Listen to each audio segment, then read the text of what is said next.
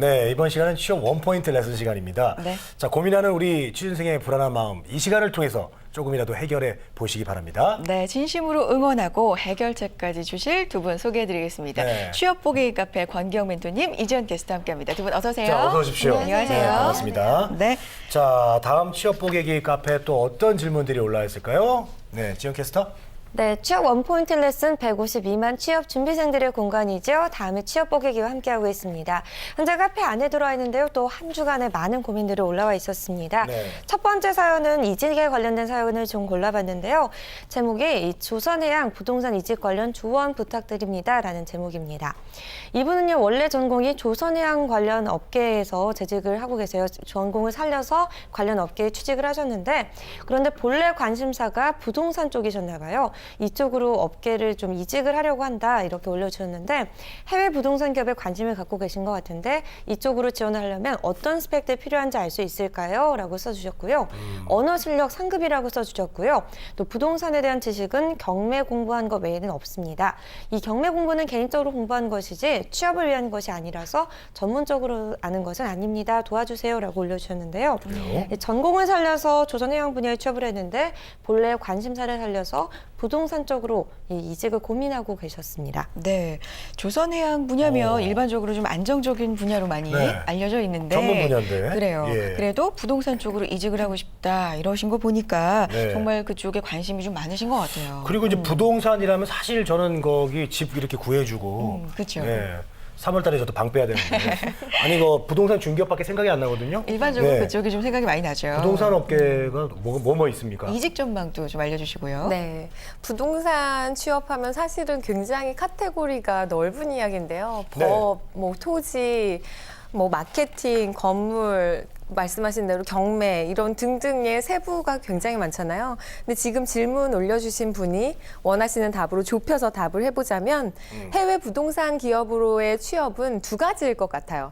한 가지는 우리나라 기업이 해외에 나갔을 때 그 시공사들이 지어놓은 아파트나 혹은 건물이나 그 토지를 분양하거나 판매하는 일을 담당하는 것이고, 또 한 가지는 정말 해외 기업에 취업을 하는 건데요. 우선 우리나라 기업인데 해외에서 임대, 판매, 마케팅을 하는 그런 부분에 취업을 하시려면 현지에서 의사소통 능력이 얼마나 되느냐, 그러니까 언어 능력 굉장히 필수가 되겠죠. 그리고 잘 소통할 수 있는 그런 마케팅 영업력이 얼마나 되느냐, 이런 부분을 많이 보고 뽑게 됩니다.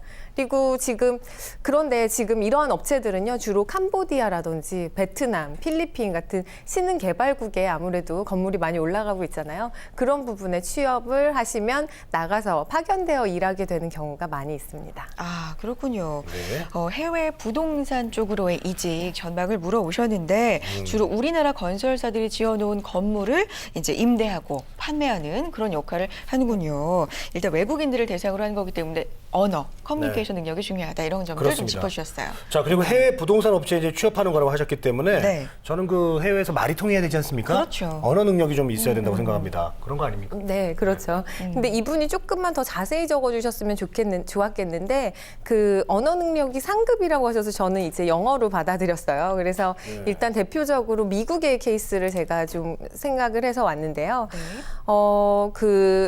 미국에서는 리얼터라는 직업이 있어요. 그러니까 우리나라에서는 중개인인 거죠. 근데 리얼터에 예. 그 리얼 이스테이트 세일즈 퍼슨이랑 하나는 좋아요. 브로커가 있어요. 그 두 가지의 레벨이 있는데요. 네. 첫 번째 그 세일즈 퍼슨은 이제 뭐 동네에서 저희들이 뭐 집을 사고 판다거나 아파트 리징하거나 이런 업무를 담당하는 거고요. 두 번째는 이제 브로커는 컴퍼니나 혹은 협회에 그 조직에 소속되어 있어서 그 안에서 내가 컨설트를 해줄 수 있는 그런 중개인의 역할을 얘기를 합니다.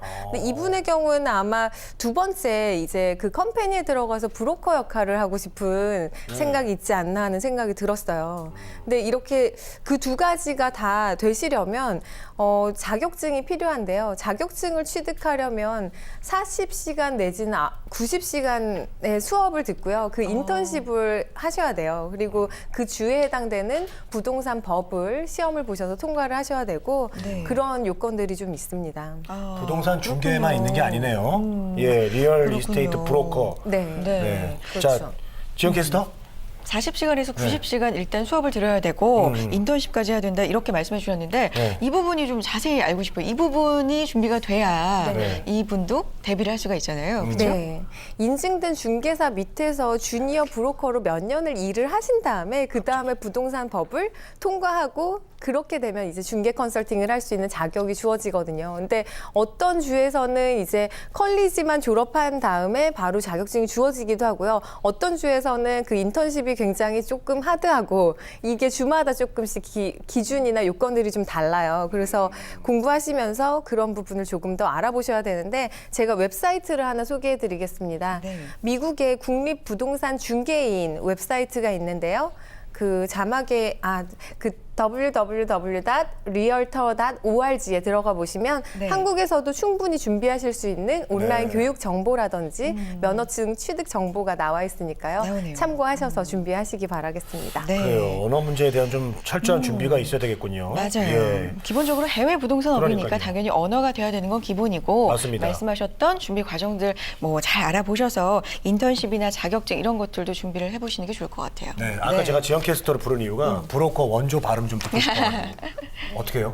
내가 끝나고 해드릴게요. 네, 다음 고민 상담 살펴보도록 하겠습니다. 이번에도 좀 이직과 관련된 고민을 골라봤습니다. 많은 분들이 공감하실 만한 그런 질문인 것 같아서 골라봤는데요. 이분은 이번에 퇴사 후에 열심히 구직 활동 중이라고 하세요.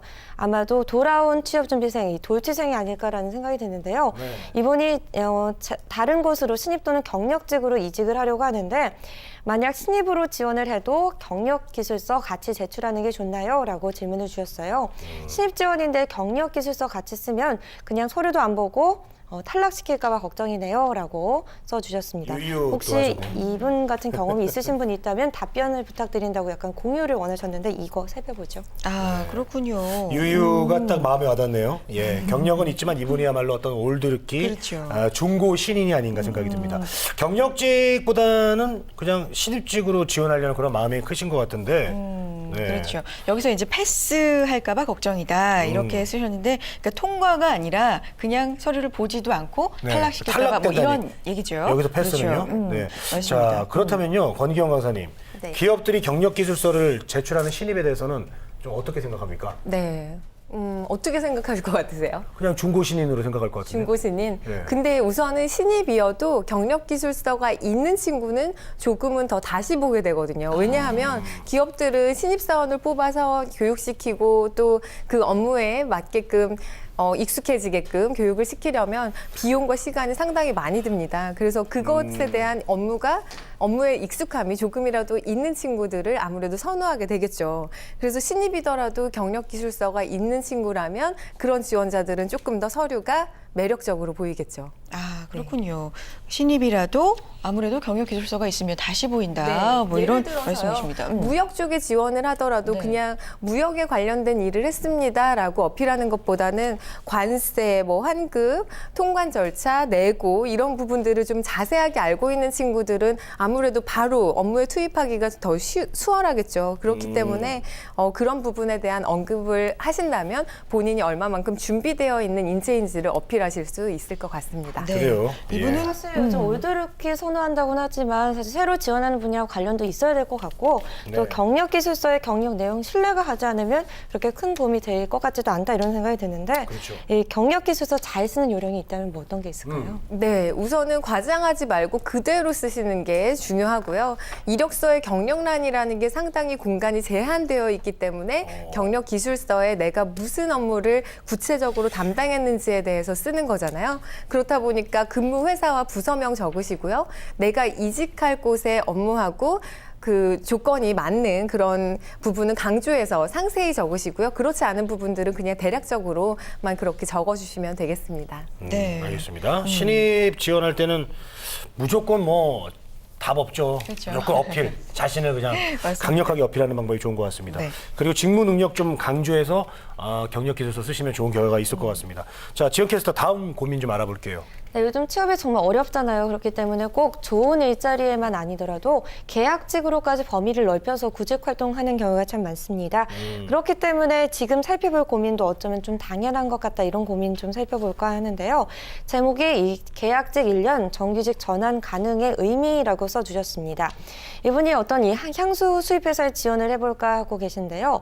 계약직 1년이라고 고용 형태가 써 있고 또 정규직 전환 가능이라고 명시가 되어 있었습니다. 이런 경우는 정규직 가능성 희박한 건가요? 라고 써주셨는데 결국 회사에서 내놓은 채용 공고에 쓰여 있는 이 정규직 전환이라는 말을 믿어도 될까? 이런 고민이 아닐까 싶습니다. 그래요. 어떻게 믿어도 됩니까? 우리가 굉장히 그냥 현실적인. 예. 네. 네. 립 서비스입니까? 네. 이렇게 계약직 후에 정규직 가능이라고 명시해 놓은 경우에는요, 정규직 전환 가능성이 꽤 높다고 볼 수 있는데요.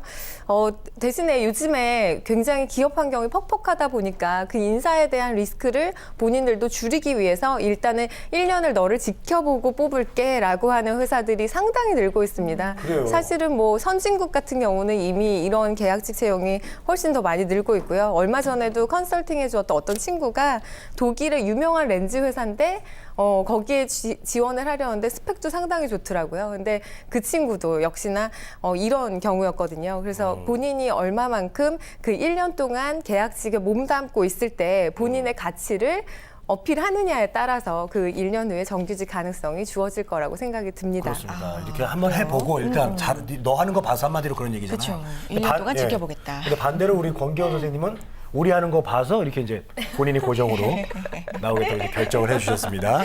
이분의 감사드립니다. 입장에서 예. 이분의 입장에서 근데 생각을 해보면 1년 후에 또 다시 구직 활동을 해야 되는 거잖아요. 뭔가 그 1년 후에 대책 같은 것도 미리 세워놓는 게 마음이 좀 편하실 것 같거든요. 그렇죠. 일단은 이렇게 생각하면 좋을 것 같아요. 1년 후에 만약에 정규직으로 전환이 되지 않는다 하더라도 실업급여를 받으실 수가 있습니다. 정부에서요. 그러면 그 실업급여를 받으시면서 다음 일자리를 생각해 보실 수 있는 그런 시간을 버실 수 있을 것 같고요. 다만 반대로 계약 기간 종료 후에 기업체에서 본인을 원하는데 본인이 가지 않겠다고, 정규직으로 전환하지 않겠다고 하거나 계약을 연장하지 않겠다고 할 경우에는 그때는 실업급여를 받으실 수가 없습니다. 그래서 취업 여건이 좋지 않은 이런 상황에서는 본인이 일단은 움직여야 기회도 생기는 거니까요. 일단은 움직이셔서 이 기회를 잡으시고요. 대신에 본인이 멀리까지 생각하는 커리어 패스에 무역업이라든지 이런 코스메틱 쪽이 맞물려 있다면 그냥 도전하셔서 경험 쌓으시기를 조언해드리고 싶습니다. 아유, 깔끔하게 정리해 주셨습니다. 네, 그러네요. 오늘 권기현 멘토님과 함께 또 이직과 또 계약직, 정규직 이런 고용 형태에 대한 내용을 살펴봤는데요. 우리 구직자 여러분들 또 궁금한 사항, 고민 있으시다면요. 다음 취업 포개기 카페에 올려주시면 멘토님들이 좀 자세하게 또 성의 있게 답변해 주실 테니까요. 참고하시면 좋을 것 같습니다. 네. 모든 취업 준비생들의 고민이 해결되고 또 네. 취업에 성공하는 그날까지 우리 그렇습니다. 멘토님들께서 함께 해주실 겁니다. 저희 취업 네. 원포인트 레슨에 글 좀 많이 남겨주십시오. 저희들이 도와드리겠습니다. 오늘 함께해 주신 권기영 강사님 고맙습니다. 고맙습니다. 우리는 취업 준비생에게 힘이 되고 싶었고 그들이 든든한 사회의 일꾼이 되길 바랬습니다. 스펙보다는 진솔한 능력으로, 학벌보다는 뜨거운 열정으로, 성공 취업의 길라잡이로, 고용률 70% 달성의 그날까지 우리는 취준생의 버팀목이 되고 싶었습니다. 취업, 우리가 가장 잘하는 일이니까요. 성공 취업의 길이 시작됩니다. 취업정보센터